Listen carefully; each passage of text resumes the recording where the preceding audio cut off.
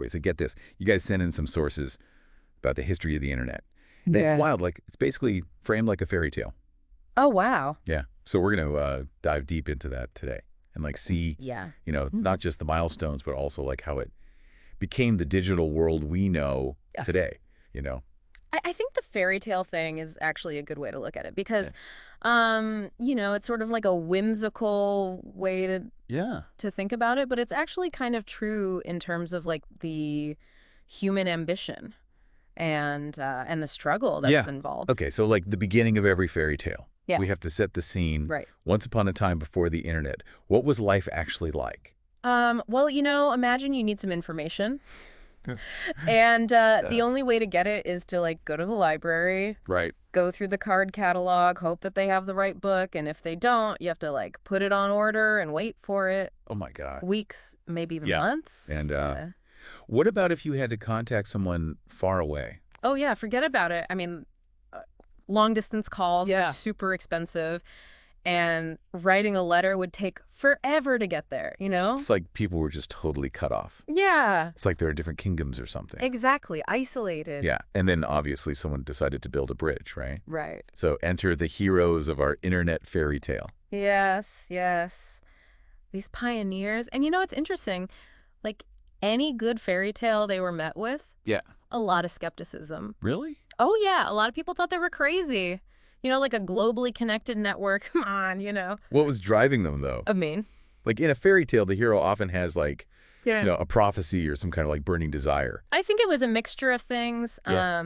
Wanting to make knowledge accessible to everybody. Right. Wanting to connect researchers around the world. And then, some of them were just like techie people who just wanted to build something new. Okay, so that's like the hero's journey. Yeah. But what about the magic wand? Oh, the magic. What was the technology that actually made all of this possible? Well, packet switching was a big one. Right. Imagine you're sending a huge file, like a whole encyclopedia at once. That would just like clog up the whole network. Right. So packet switching is kind of like breaking the data down into these little packets. Like little digital ants? Yeah, exactly. Little ants carrying a little crumb of data. So they're like running around the network on different routes, but then ultimately they all end up in the same place. Exactly. And then they all get put back together. Oh, that's so smart. Yeah. And that meant that like if one path got blocked, it could still get through. Yeah. No single point of failure. So it's like a mythical hydra. You cut off one head. Exactly. And like two more grow back or whatever. Exactly. So that sounds pretty magical so far. It is pretty magical. But every fairy tale is going to have some trials and tribulations. Oh, yeah, for sure. What kind of challenges were they facing? Well, one of the biggest ones was security. Because you're sending all this information over an open network, how do you keep it safe from like prying eyes? Yeah, like bandits in the magical forest. Exactly. Exactly. You don't want them to steal your treasure. Right, and even just getting access to the internet. Yeah. Like it wasn't like everyone had a magic portal in their living room. Right, and there were all these debates about who should control it. Should it be the government, the universities, or should it be open to everybody? Yeah. Really a battle for the very soul of the internet, Okay, so we've got the vision, we've got the heroes, we've got the magic, and then we have the challenges. Yeah. What about the ending?